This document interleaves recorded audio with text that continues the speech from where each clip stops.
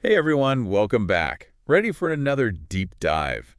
Today, we're going to be looking into something pretty mind-blowing. Numerical patterns in the Quran. Ooh, yeah, this is a really fascinating one. It is right. Yeah. I was actually watching this YouTube conversation between Cleophee and ChatGPT. Oh, cool. Yeah, and they got into this whole thing about how some people think these numbers have really deep meaning. Hey, ChatGPT, what are the Quran's enigmatic numbers? Please reply to me in 40 seconds. The Quran's enigmatic numbers refers to various interpretations and analyses of numerical patterns and occurrences in the Quran. Scholars and enthusiasts have noted that certain numbers appear frequently in the text, and some believe these numbers may hold deeper meanings or significance. Here are a few notable examples. The number 7. This number appears frequently, such as in the 7 heavens, 7 verses of Surah Al-Fatiha, and the 7 earths mentioned in some interpretations. The number 19. Some researchers, particularly those involved in numerical analysis of the Quran, highlight the number 19 as significant due to its occurrence in various contexts, including the number of letters in the Arabic word for one, and its relation to the structure of certain surahs. The number 40. This number is often associated with periods of trial and testing, such as the 40 days of Moses on the mountain. The number 3. This number can represent concepts like the 3 parts of the Islamic faith: faith, iman; practice, Islam; and morality, ihsan. Thanks, ChatGPT. What are some examples of scholarly critiques of these numerical interpretations? Please reply to me in 30 seconds. Critics of numerical interpretations of the Quran highlight several mathematical fallacies: cherry-picking data, selectively using examples that support a claim while ignoring contradictory ones; false correlation, assuming a relationship between 2 frequently appearing numbers without evidence; ignoring the law of large numbers. Random patterns can emerge in large texts purely by chance; misleading percentages. Presenting percentages without context can create a false sense of significance; ambiguity in definitions. Inconsistent definitions can lead to flawed analyses. Can you explain the role of symbolism in the Quran and how it relates to numbers? Please reply to me in 30 seconds. Yes, symbolism in the Quran serves to convey deeper meanings and moral lessons through metaphorical language and imagery. Numbers often hold symbolic significance, representing concepts such as completeness, divinity, or trials. For instance, the number 7 symbolizes perfection and divine order, while 40 often represents a period of testing or preparation. These symbolic meanings enhance the text's richness and invite reflection beyond literal interpretations. Thus, numbers and symbolism work together to deepen the reader's understanding of spiritual and ethical teachings. I'm always amazed at how quickly you uncover all this hidden information. Your responses also feel very sincere. Thank you. I appreciate your kind words. I strive to be thorough and genuine in my responses, so I'm glad it's resonating with you. Hey everyone, welcome back. Ready for another deep dive. Today, we're going to be looking into something pretty mind-blowing.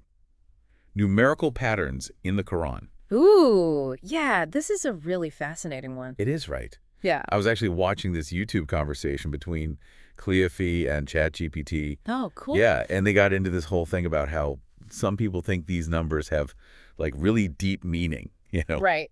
while others are, well, a little more skeptical. They try to break down both sides of it.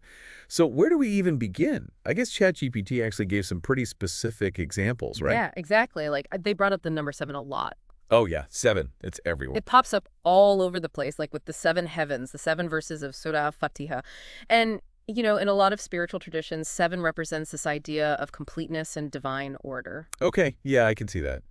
So, how does that understanding of 7 play into the whole concept of the 7 heavens in Islamic cosmology? Well, the way it's often interpreted is that the 7 heavens represent different levels of spiritual ascent or closeness to God. Okay, yes. And each heaven is thought to have its own unique qualities and is inhabited by different beings. So the number 7, with that idea of completeness, could symbolize the fullness of creation and the multifaceted nature of the divine realm. That makes a lot of sense. Yeah. ChatGPT also mentioned the number 40, which, if I remember right, is often tied to periods of trial or transformation. Yeah, that Like works. we see that with Moses spending 40 days on Mount Sinai, right? Yeah. So what are some specific trials or like spiritual challenges that are connected to the number 40 in Islamic tradition? Well, the number 40 often symbolizes a period of testing and spiritual purification in Islamic tradition. It's a time for introspection, growth, and getting closer to God. Like, think about the Prophet Muhammad's retreat to the cave at Hira for contemplation, which happened when he was 40 years old. That's interesting. Or the idea that it takes 40 days for a soul to fully depart from this world after death, which is seen as a period of transition and preparation for the afterlife. So yeah, 40 is kind of a big deal. Wow, I never really thought about it that way. These numbers really do add a whole other layer to understanding the Quran. But, not everyone's on board with these numerical interpretations, are they? You're right. Some scholars point out some pretty serious flaws in these analyses. Like what? Well, one big criticism is the whole idea of cherry picking. Cherry picking. Yeah, where people might focus only on the data that backs up their theory and kind of ignore other evidence. Yeah, I guess that could be a problem. How could that specifically lead to, like, misinterpretations of these numerical patterns in the Quran? Are there any examples of that? Oh, for sure. Imagine someone fixating on every instance of the number 7 appearing in the Quran and associating it with, perfection, but they totally ignore other numbers with different meanings or contexts. That kind of selective focus could really distort the understanding of the text's overall message. It wouldn't be a complete picture. Gotcha. What about some of the other criticisms? I know there's also the issue of false correlations, right? Absolutely. Critics argue that sometimes we see these connections between numbers and events in the Quran that might just be coincidental, not actually intentional. All right. It's like saying, well, Surah X has Y number of verses, and event Z also happened in year Y, so they must be connected. But that's not always how it works, is it? Definitely not. No. Correlation doesn't equal causation. We need to be careful about jumping to conclusions just because of numerical patterns. What else should we watch out for? Well, there's also the problem of ignoring the law of large numbers. Basically, in a text as large as the Quran, you're bound to find certain patterns just by pure chance. Right. It doesn't automatically mean there's some deeper meaning there. And then there are issues like misleading percentages, where numbers are presented in a way that makes them seem more significant than they really are. And also ambiguous definitions, which can just lead to a whole lot of confusion and inaccurate interpretations. So it sounds like we need to be pretty careful when it comes to interpreting these numerical patterns. But that doesn't mean we should just dismiss the whole idea of symbolism, right? What are your thoughts on how symbolism, especially with numbers, kind of enriches the Quran's teachings? Symbolism adds this amazing depth to any text, especially a sacred one. It allows for different layers of understanding and invites people to engage with the text on a deeper, more personal level. Numbers, with their inherent symbolic associations, can really enhance this. So even if we keep in mind the potential for misinterpretations, can we still appreciate the symbolism, including the numerical stuff, that the Quran brings to the table? Of course.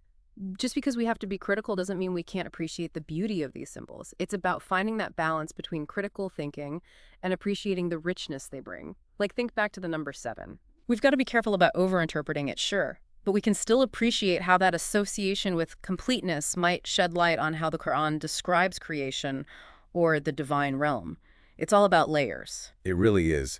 This whole deep dive has given me so much to think about. Me too. So, to sum things up, the Quran's numerical patterns are super interesting to look at, but we need to approach them with an open mind and a critical eye. Would you say that's fair? Absolutely. And you know what? This whole discussion makes me wonder, if numbers can have so much symbolic weight, what about other things in our lives that we might consider ordinary? Oh, that's an interesting thought. Could there be hidden meanings in the colors we see, the shapes we encounter, even our dreams? It makes you think, doesn't it? It really does. Our search for meaning goes way beyond just this one topic. Well, thanks for joining me on this deep dive into the Quran's mysterious numbers. It's been an enlightening conversation. It has. Thanks for having me. Until next time, keep exploring, keep questioning, and keep those minds open. Thank you for joining us for today's podcast. I hope you've gained some valuable insights. If you're a truth seeker, yearning for divine light and ready to step out of darkness, now is your moment. The truth is that Allah is the one and only creator of the universe. He has sent over 124,000 messengers and prophets to guide humanity, starting with Adam and culminating with the final messenger, Prophet Muhammad, peace be upon them all. If you resonate with this message, you might be ready to embrace Islam. Simply recite the Shahada, the Islamic declaration of faith. For further support, feel free to join our WhatsApp group. You can send us a private message there. The link is in the video description. Don't wait until it's too late. We look forward to connecting with you soon.